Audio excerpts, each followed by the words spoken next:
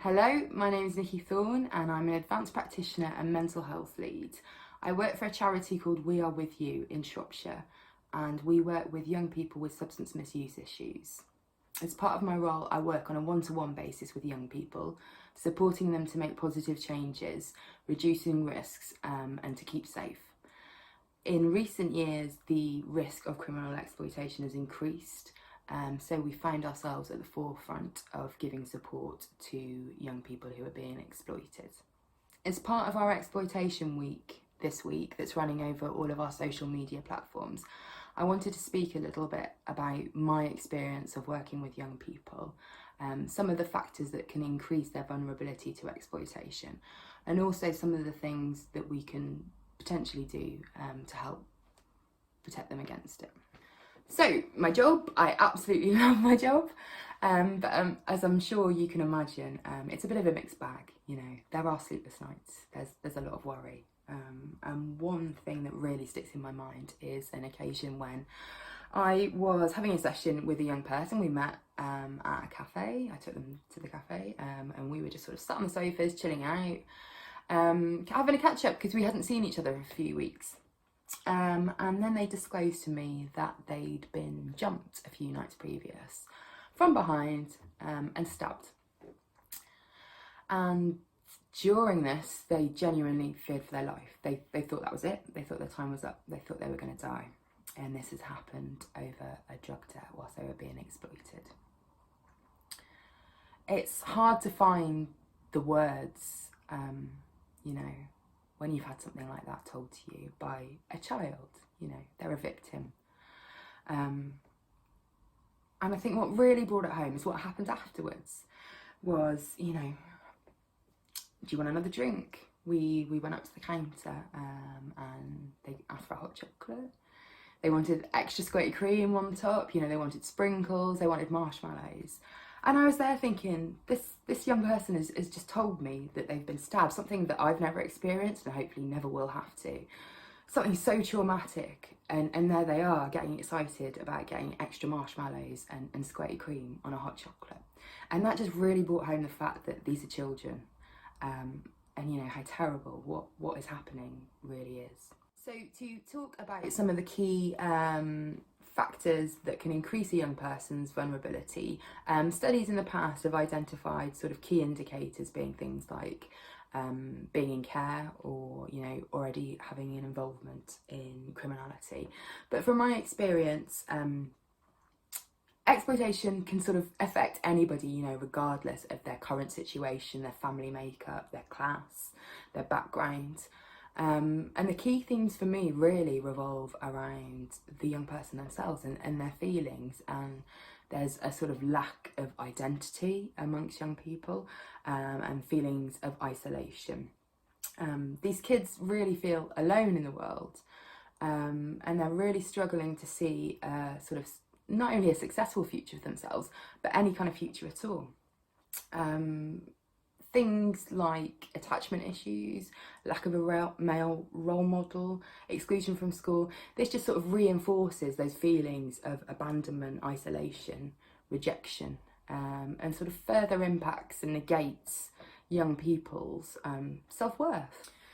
The sort of isolation, lack of identity, feelings of self-worth, all of that can obviously manifest in a young person as anxiety, self-harm, suicidal ideation.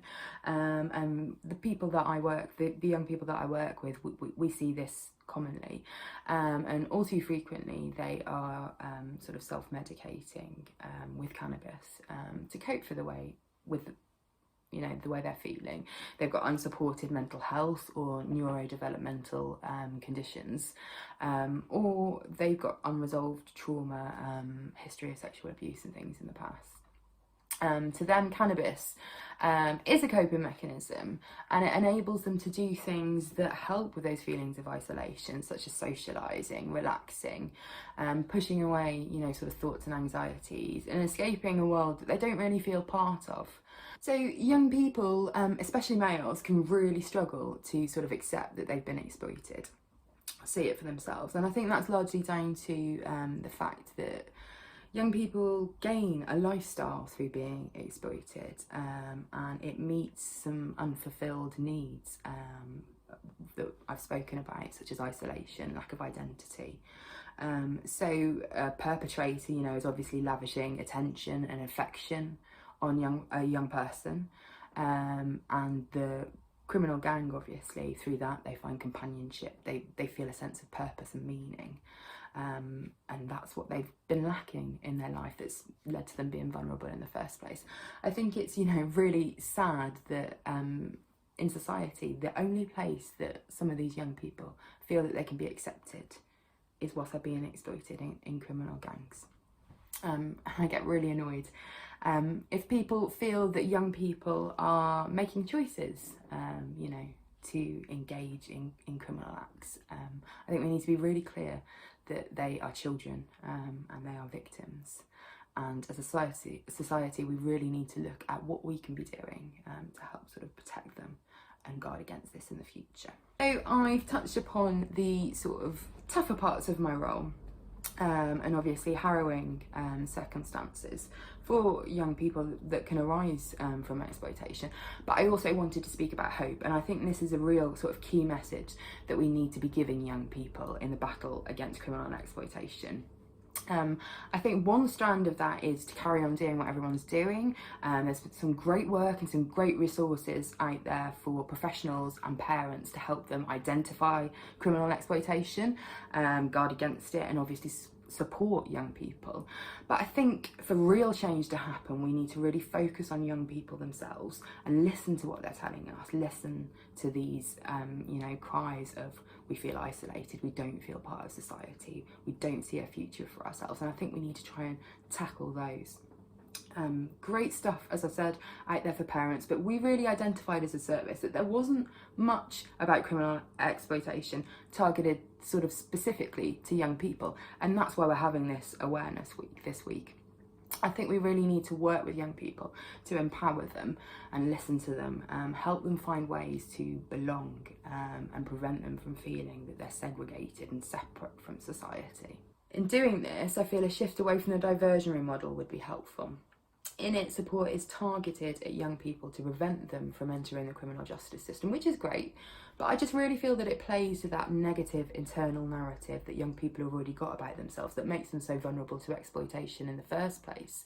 You know, nobody thinks that I'm going to make much of my life, I'm probably going to end up in jail anyway, they're just trying to stop that from happening. If we shifted to listening to young people more, by involving them more, a more inclusive model, where we, you know, provided them with safe spaces so they could socialise with their friends, so they didn't feel so isolated, so they're not hanging around on streets being targeted by perpetrators of exploitation. In these safe places, they could build positive relationships, not only with peers, but with adults too. And it's through those trusted adults that they'll start to develop a sense of identity. They'll start to identify the strengths within themselves. It boosts their self-esteem and be able to look at pathways for the future that seem successful to them, rather than thinking the only thing that I'm going to make of my life is running drugs. Returning to that theme of hope, I just wanted to leave you with a message that I truly believe that we can do this. I know that we can do this. Working closely with other agencies that safeguard young people, including parents in the process, and never ever giving up on the young person. No matter how many times a door is slammed in my face or a phone is put down on me, I will never give up. And I know that this works because I've seen young people come out the other end. These young people are happy, they're safe, they don't feel isolated anymore, they feel that they have a purpose. They're going to college in September, they're starting apprenticeships. Thank you for listening.